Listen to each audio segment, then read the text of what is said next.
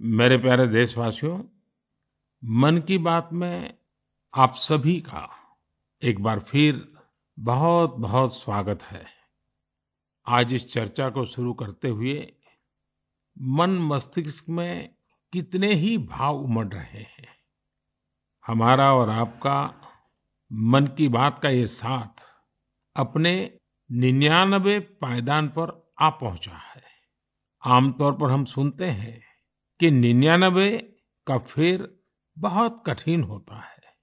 Cricket में तो nervous 90 को बहुत मुश्किल पड़ाव माना जाता है। लेकिन जहां भारत के जन जन के मन की बात हो, वहां की प्रेरणा ही कुछ और होती है। मुझे इस बात की भी खुशी है कि मन की बात के 100वें एपिसोड को लेकर देश के लोगों में बहुत उत्साह है।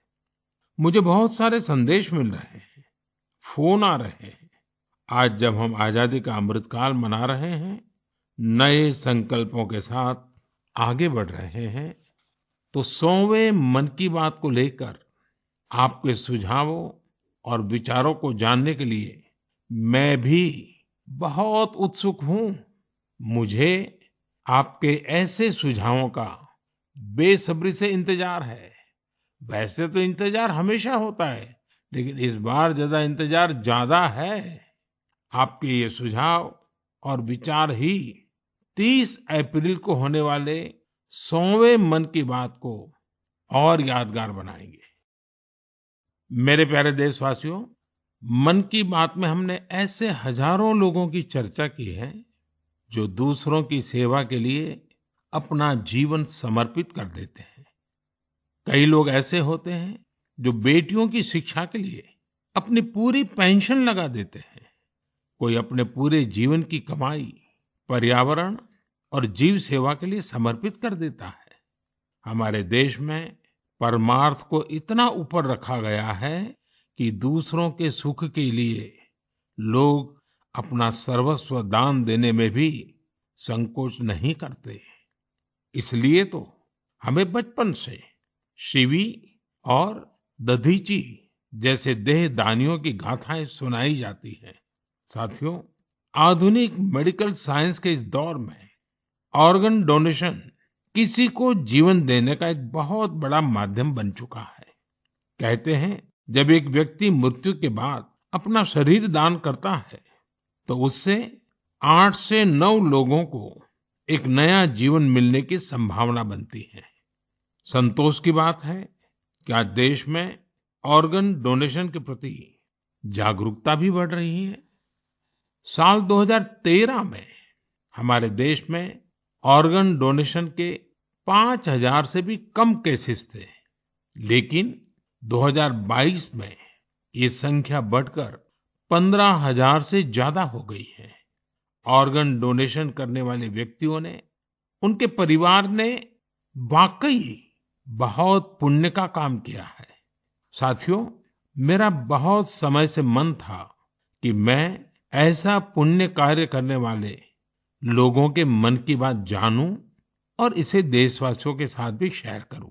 इसलिए आज मन की बात में हमारे साथ एक प्यारी सी बिटिया, एक सुंदर गुड़िया के पिता और उनकी माताजी हमारे साथ जुड़ने जा रहे हैं।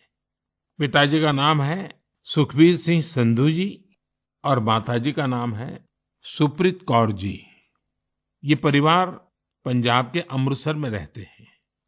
बहुत मन्नतों के बाद उन्हें एक बहुत सुंदर गुड़िया, बिटिया हुई थी। घर के लोगों ने बहुत प्यार से उसका नाम रखा था अबाबत कौर। अबाबत का अर्थ दूसरे की सेवा से जुड़ा है, दूसरों का कष्ट दूर करने से जुड़ा है। अबाबत जब सिर्फ 39 दिन की थी, तभी वो ये दुनिया छोड़कर चली गई। लेकिन सुखबीर सिंह संधू जी और उनकी पत्नी सुप्रीत कौर जी ने, उनके परिवार ने बहुत ही प्रेरणादायी फैसला लिया। ये फैसला था 39 दिन की उम्र वाली बेटी के अंगदान का, ऑर्गन डोनेशन का। हमारे साथ इस समय फोन लाइन पर सुखबीर सिंह और उनकी श्रीमती जी मौजूद है। आइए उनसे बात करते हैं। सुखबीर जी नमस्ते। नमस्ते माननीय प्रधानमंत्री जी, सत श्री अकाल। सत श्री अकाल जी, सत श्री अकाल जी। सुखबीर जी, मैं आज मन की बात के संबंध में सोच रहा था तो मुझे लगा कि अबाबत की बात इतनी प्रेरक है, वो आप ही के मुंह से सुनूं, क्योंकि घर में बेटी का जन्म जब होता है तो अनेक सपने, अनेक खुशियां लेकर आता है। लेकिन बेटी इतनी जल्दी चली जाए, वो कष्ट कितना भयंकर होगा, उसका भी मैं अंदाज लगा सकता हूँ। जिस प्रकार से आपने फैसला लिया, तो मैं सारी बात जानना चाहता हूँ जी।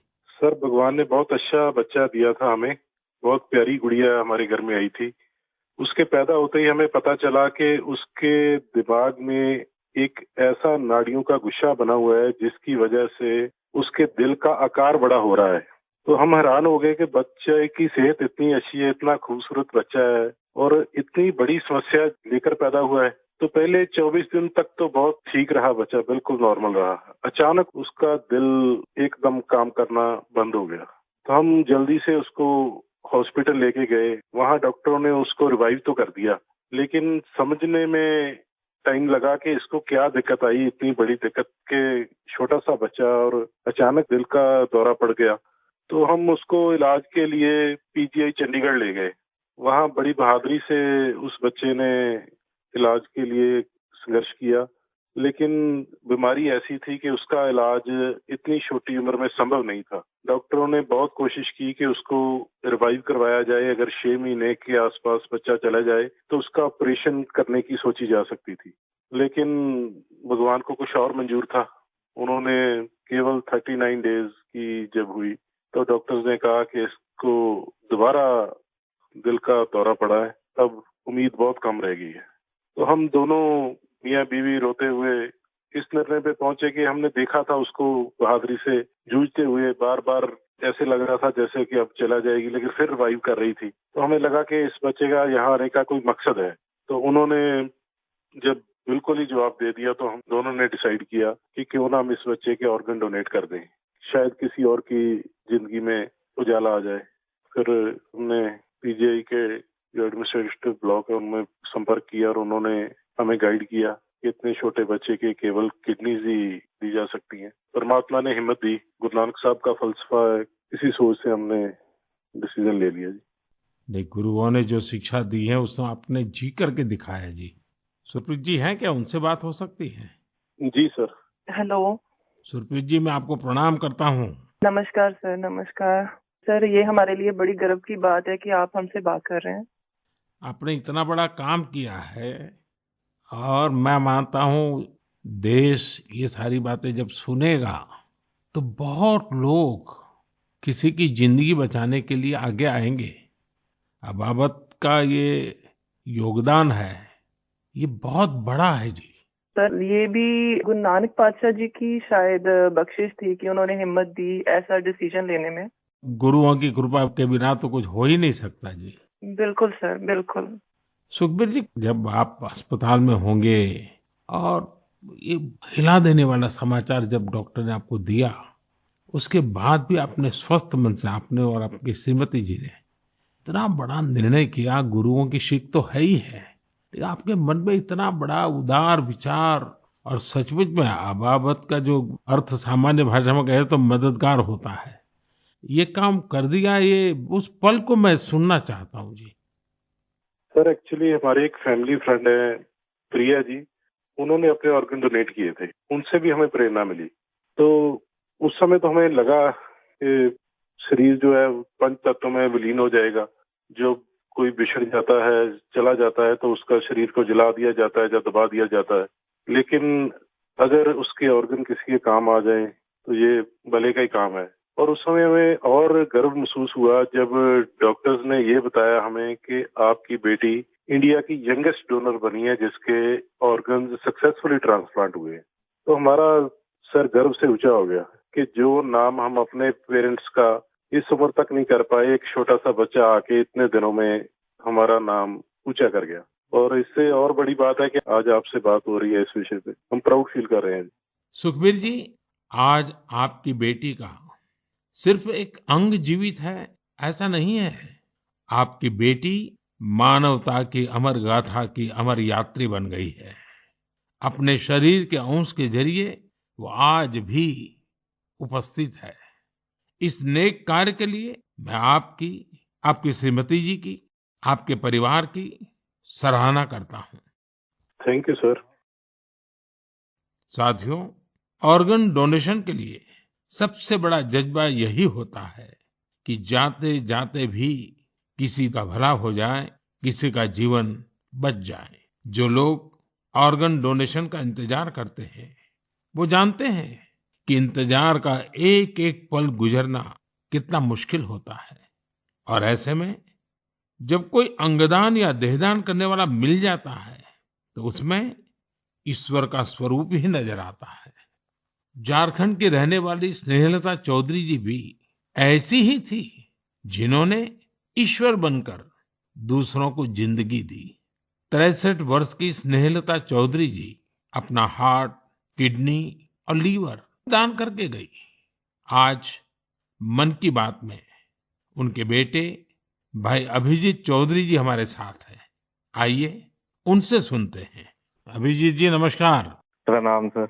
अभिजीत जी, आप एक ऐसी माँ के बेटे हैं जिसने आपको जन्म देकर एक प्रकार से जीवन तो दिया ही, लेकिन और जो अपनी मृत्यु के बाद भी आपकी माताजी कई लोगों को जीवन दे करके गई। एक पुत्र के नाते अभिजीत आप जरूर गर्व अनुभव करते होंगे। हाँ जी सर।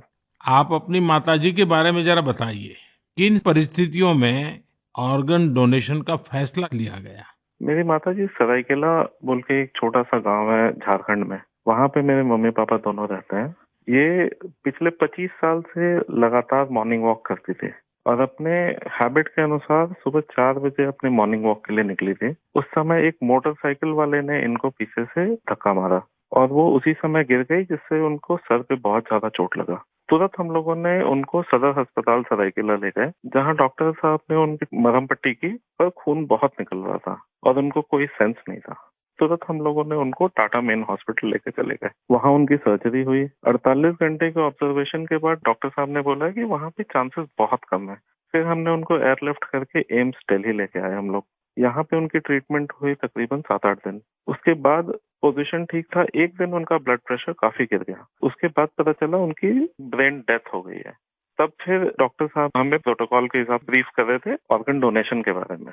हम अपने पिताजी को शायद ये नहीं बता पाते कि ऑर्गन डोनेशन टाइप का भी कोई चीज होता है, क्योंकि हमें लगा वो उस बात को एब्जॉर्ब नहीं कर पाएंगे। उनके दिमाग से हम ये निकालना चाहते थे कि ऐसा कुछ चल रहा है। जैसे हमने उनको बोला कि ऑर्गन डोनेशन की बातें चल रही है, तब उन्होंने बोला कि नहीं नहीं, ये मम्मी का बहुत मन था और हमें ये करना है। हम काफी निराश थे उस समय तक, जब तक हमें ये पता चला था कि मम्मी नहीं बच सकेगी। पर जैसे ही ये ऑर्गन डोनेशन वाला डिस्कशन चालू हुआ, वो निराशा एक बहुत ही पॉजिटिव साइड चला गया और हम काफी अच्छे, एक बहुत ही पॉजिटिव एनवायरनमेंट में आ गए। उसको करते करते फिर हम लोग रात में 8 बजे काउंसलिंग हुई। दूसरे दिन हम लोगों ने ऑर्गन डोनेशन किया। इसमें मम्मी का एक सोच बहुत बड़ा था कि पहले वो काफी नेत्रदान और इन चीजों में, सोशल एक्टिविटीज में ये बहुत एक्टिव थी। शायद यही सोच को लेकर के ये इतना बड़ा चीज हम लोग कर पाए। और मेरे पिताजी का जो डिसीजन मेकिंग था इस चीज के बारे में, इस कारण से ये चीज हो पाया। कितने लोगों को काम आया अंग? इनका हार्ट, 2 किडनी, लिवर और दोनों आंख, ये डोनेशन हुआ था। तो 4 लोगों की जान और 2 जनों को आंख मिला है। अभिजीत जी, आपके पिताजी और माताजी दोनों नमन के अधिकारी हैं। मैं उनको प्रणाम करता हूँ। और आपके पिताजी ने इतने बड़े निर्णय में आप परिवारजनों का नेतृत्व किया, ये वाकई बहुत ही प्रेरक है। और मैं मानता हूँ कि माँ तो माँ ही होती है, माँ एक अपने आप में प्रेरणा भी होती है, लेकिन माँ जो परंपराएं छोड़ करके जाती है, वो पीढ़ी दर पीढ़ी एक बहुत बड़ी ताकत बन जाती है। अंगदान के लिए आपकी माताजी की प्रेरणा आज पूरे देश तक पहुंच रही है। मैं आपके इस पवित्र कार्य और महान कार्य के लिए आपके पूरे परिवार को बहुत बहुत बधाई देता हूं। अभिजीत जी धन्यवाद जी, और आपके पिताजी को हमारे प्रणाम जरूर कह देना। जरूर जरूर, थैंक यू। साथियों, 39 दिन की अबाबत कौर हो या 63 वर्ष की स्नेहलता चौधरी, इनके जैसे दानवीर हमें जीवन का महत्व समझाकर जाते हैं। हमारे देश में आज बड़ी संख्या में ऐसे जरूरतमंद है जो स्वस्थ जीवन की आशा में किसी ऑर्गन डोनेट करने वाले का इंतजार कर रहे हैं। मुझे संतोष है कि अंगदान को आसान बनाने और प्रोत्साहित करने के लिए पूरे देश में एक जैसी पॉलिसी पर भी काम हो रहा है।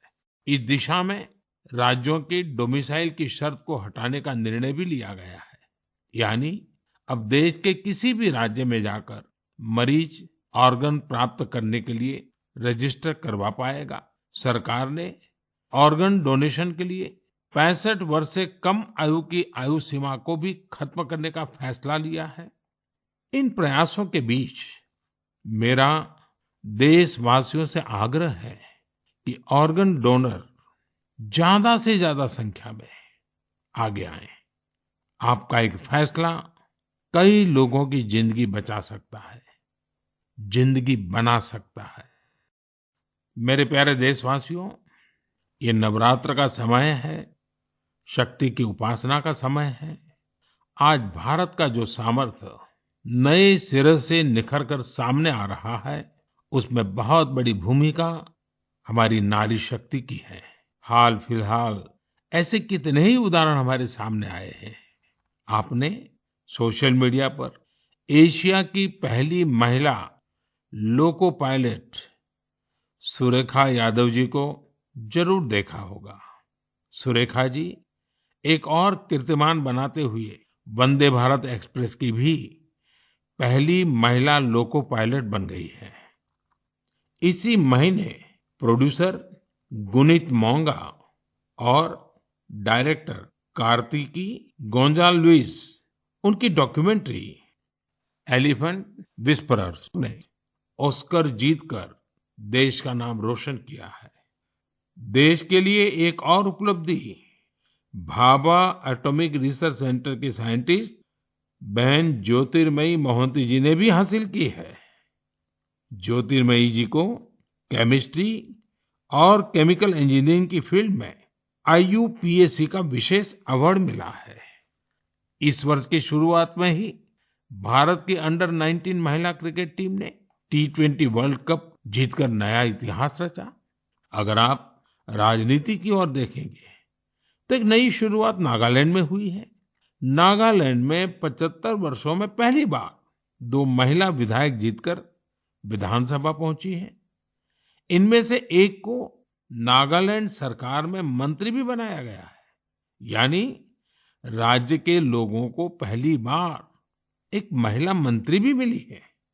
साथियों, कुछ दिनों पहले मेरी मुलाकात उन जाबाज बेटियों से भी हुई जो तुर्की में विनाशकारी भूकंप के बाद वहां के लोगों की मदद के लिए गई थी। ये सभी NDRF के दस्ते में शामिल थी। उनके साहस और कुशलता की पूरी दुनिया में तारीफ हो रही है।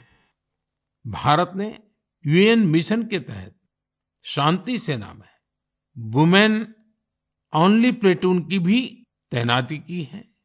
आज देश की बेटियां हमारी तीनों सेनाओं में अपने शौर्य का झंडा बुलंद कर रही है। Group captain Shalija Dhami combat unit में कमांड अपॉइंटमेंट पाने वाली पहली महिला वायुसेना अधिकारी बनी है। उनके पास करीब 3000 घंटे का फ्लाइंग एक्सपीरियंस है। इसी तरह भारतीय सेना की जांबाज कैप्टन शिवा चौहान सियाचिन में तैनात होने वाली पहली महिला अधिकारी बनी है। सियाचिन में जहां पारा -60 डिग्री तक चला जाता है, वहां शिवा 3 महीनों के लिए तैनात रहेगी। साथियों, यह लिस्ट इतनी लंबी है कि यहाँ सबकी चर्चा करना भी मुश्किल है। ऐसी सभी महिलाएं, हमारी बेटियां आज भारत और भारत के सपनों को ऊर्जा दे रही हैं। नारी शक्ति की ये ऊर्जा ही विकसित भारत की प्राणवायु है। मेरे प्यारे देशवासियों, इन दिनों पूरे विश्व में स्वच्छ ऊर्जा रिन्यूएबल एनर्जी की खूब बात हो रही है। मैं जब विश्व के लोगों से मिलता हूं तो वो इस क्षेत्र में भारत की अभूतपूर्व सफलता की जरूर चर्चा करते हैं। खासकर भारत सोलर एनर्जी के क्षेत्र में जिस तेजी से आगे बढ़ रहा है वो अपने आप में एक बहुत बड़ी उपलब्धि है। भारत के लोग तो सदियों से सूर्य से विशेष रूप से नाता रखते हैं। हमारे यहाँ सूर्य की शक्ति को लेकर जो वैज्ञानिक समझ रही है, सूर्य की उपासना की जो परंपराएं रही है, वो अन्य जगहों पर कम ही देखने को मिलते हैं। मुझे खुशी है कि आज हर देशवासी सौर ऊर्जा का महत्व भी समझ रहा है और क्लीन एनर्जी में अपना योगदान भी देना चाहता है। सबका प्रयास की यही स्पिरिट आज भारत के सोलर मिशन को आगे बढ़ा रही है। महाराष्ट्र के पुणे में ऐसे ही एक बेहतरीन प्रयास ने मेरा ध्यान अपनी ओर खींचा है। यहाँ एमएसआर ऑलिव हाउसिंग सोसाइटी के लोगों ने तय किया कि वे सोसाइटी में पीने के पानी, लिफ्ट और लाइट जैसी सामूहिक उपयोग की चीजें अब सोलार एनर्जी से ही चलाएंगे। इसके बाद इस सोसाइटी में सबने मिलकर सोलर पैनल लगवाए। आज इन सोलर पैनल से हर साल करीब 90,000 किलोवाट आवर बिजली पैदा हो रही है। इससे हर महीने लगभग 40,000 रुपए की बचत हो रही है। इस बचत का लाभ सोसाइटी के सभी लोगों को हो रहा है। साथियों, पुणे की तरह ही दमन दीव में जो दीव है, जो एक अलग जिला है, वहां के लोगों ने भी एक अद्भुत काम करके दिखाया है। आप जानते ही होंगे कि दीव सोमनाथ के पास है। दीव भारत का पहला ऐसा जिला बना है जो दिन के समय सभी जरूरतों के लिए 100% क्लीन एनर्जी का इस्तेमाल कर रहा है। दीव की इस सफलता का मंत्र भी सबका प्रयास ही है। कभी यहाँ बिजली उत्पादन के लिए संसाधनों की चुनौती थी। लोगों ने इस चुनौती के समाधान के लिए सोलर एनर्जी को चुना। यहाँ बंजर जमीन और कई बिल्डिंग्स पर सोलर पैनल्स लगाए गए। इन पैनल से दीव में दिन के समय जितनी बिजली जरूरत होती है उससे ज्यादा बिजली पैदा हो रही है। इस सोलर प्रोजेक्ट से बिजली खरीद पर खर्च होने वाले करीब 52 करोड़ रुपए भी बचे हैं। इससे पर्यावरण की भी बड़ी रक्षा हुई है। साथियों, पुणे और दीव उन्होंने जो कर दिखाया है, ऐसे प्रयास देश भर में कई और जगहों पर भी हो रहे हैं। इनसे पता चलता है कि पर्यावरण और प्रकृति को लेकर हम भारतीय कितने संवेदनशील हैं और हमारा देश किस तरह भविष्य की पीढ़ी के लिए बहुत जागृत है। मैं इस तरह के सभी प्रयासों की हृदय से सराहना करता हूं। मेरे प्यारे देशवासियों, हमारे देश में समय के साथ स्थिति परिस्थितियों के अनुसार अनेक परंपराएं विकसित होती है। यही परंपराएं हमारी संस्कृति का सामर्थ्य बढ़ाती हैं और उसे नित्य नूतन प्राण शक्ति भी देती है। कुछ महीने पहले ऐसी ही एक परंपरा शुरू हुई काशी में। काशी तमिल संगमम के दौरान काशी और तमिल क्षेत्र के बीच सदियों से चले आ रहे ऐतिहासिक और सांस्कृतिक संबंधों को सेलिब्रेट किया गया। एक भारत श्रेष्ठ भारत की भावना हमारे देश को मजबूती देती है। हम जब एक दूसरे के बारे में जानते हैं, सीखते हैं, तो एकता की ये भावना और प्रगाढ़ होती है। यूनिटी की इसी स्पिरिट के साथ अगले महीने गुजरात के विभिन्न हिस्सों में सौराष्ट्र तमिल संगमम होने जा रहा है। सौराष्ट्र तमिल संगमम 17 से 30 अप्रैल तक चलेगा। मन की बात के कुछ श्रोता जरूर सोच रहे होंगे कि गुजरात के सौराष्ट्र का तमिलनाडु से क्या संबंध है। दरअसल सदियों पहले सौराष्ट्र के अनेकों लोग तमिलनाडु के अलग-अलग हिस्सों में बस गए थे। ये लोग आज भी सौराष्ट्री तमिल के नाम से जाने जाते हैं। उनके खान-पान, रहन-सहन, सामाजिक संस्कारों में आज भी कुछ-कुछ सौराष्ट्र की झलक मिल जाती है। मुझे इस आयोजन को लेकर तमिलनाडु से बहुत से लोगों ने सराहना भरे पत्र लिखे हैं। मदुरई में रहने वाले जयचंद्रन जी ने एक बड़ी ही भावुक बात लिखी है। उन्होंने कहा है कि 1000 साल के बाद पहली बार किसी ने सौराष्ट्र तमिल के रिश्तों के बारे में सोचा है। सौराष्ट्र से तमिलनाडु आकर के बसे हुए लोगों को पूछा है। जयचंद्रन जी की बातें हजारों तमिल भाई बहनों की अभिव्यक्ति है। साथियों, मन की बात के श्रोताओं को मैं असम से जुड़ी हुई एक खबर के बारे में बताना चाहता हूँ। ये भी एक भारत श्रेष्ठ भारत की भावना को मजबूत करती है। आप सभी जानते हैं कि हम वीर लासित बोरफुकन जी की 400वीं जयंती मना रहे हैं। वीर लासित बोरफुकन ने अत्याचारी मुगल सल्तनत के हाथों से गुवाहाटी को आजाद करवाया था। आज देश इस महान योद्धा के अदम्य साहस से परिचित हो रहा है। कुछ दिन पहले लासित बोरफुकन के जीवन पर आधारित निबंध लेखन का एक अभियान चलाया गया था। आपको यह जानकर आश्चर्य होगा कि इसके लिए करीब 45 लाख लोगों ने निबंध भेजे। आपको ये जानकर भी खुशी होगी कि अब यह एक गिनीज रिकॉर्ड बन चुका है। और सबसे बड़ी बात है, और जो ज्यादा प्रसन्नता की बात यह है कि वीर लासित बोरफुकन पर ये जो निबंध लिखे गए हैं, उसमें करीब करीब 23 अलग अलग भाषाओं में लिखा गया है और लोगों ने भेजा है। इनमें असमिया भाषा के अलावा हिंदी, अंग्रेजी, बांग्ला, बोडो, नेपाली, संस्कृत, संथाली जैसी भाषाओं में लोगों ने निबंध भेजे हैं। मैं इस प्रयास का हिस्सा बने सभी लोगों की हृदय से प्रशंसा करता हूँ। मेरे प्यारे देशवासियों, जब कश्मीर या श्रीनगर की बात होती है तो सबसे पहले हमारे सामने उसकी वादियां और डल झील की तस्वीर आती है। हम में से हर कोई डल झील के नजारों का लुत्फ उठाना चाहता है, लेकिन डल झील में एक और बात खास है। डल झील अपने स्वादिष्ट लोटस स्टेम्स, कमल के तनों या कमल ककड़ी के लिए भी जानी जाती है। कमल के तनों को देश में अलग अलग जगह अलग अलग नाम से जानते हैं।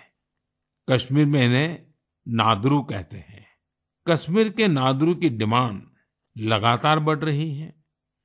इस डिमांड को देखते हुए डल झील में नादरू की खेती करने वाले किसानों ने एक एफपीओ बनाया है। इस एफपीओ में करीब 250 किसान शामिल हुए हैं। आज ये किसान अपने नादरू को विदेशों तक भेजने लगे हैं। अभी कुछ समय पहले ही इन किसानों ने 2 खेप यूएई भेजी है। ये सफलता कश्मीर का नाम तो कर ही रही है, साथ ही इससे सैकड़ों किसानों की आमदनी भी बढ़ी है। साथियों, कश्मीर के लोगों का कृषि से ही जुड़ा हुआ ऐसा ही एक और प्रयास इन दिनों अपनी कामयाबी की खुशबू फैला रहा है। आप सोच रहे होंगे कि मैं कामयाबी की खुशबू क्यों बोल रहा हूं। बात है ही खुशबू की, सुगंध की ही तो बात है। दरअसल जम्मू कश्मीर के डोडा जिले में एक कस्बा है भदरवा। यहाँ के किसान दशकों से मक्के की पारंपरिक खेती करते आ रहे थे, लेकिन कुछ किसानों ने कुछ अलग करने की सोची। उन्होंने फ्लोरिकल्चर यानी फूलों की खेती का रुख किया। आज यहाँ के करीब 2500 किसान, 2500 किसान लेवेंडर की खेती कर रहे हैं। इन्हें केंद्र सरकार के अरोमा मिशन से मदद भी मिली है। इस नई खेती ने किसानों की आमदनी में बड़ा इजाफा किया है और आज लेवेंडर के साथ-साथ इनकी सफलता की खुशबू भी दूर-दूर तक फैल रही है।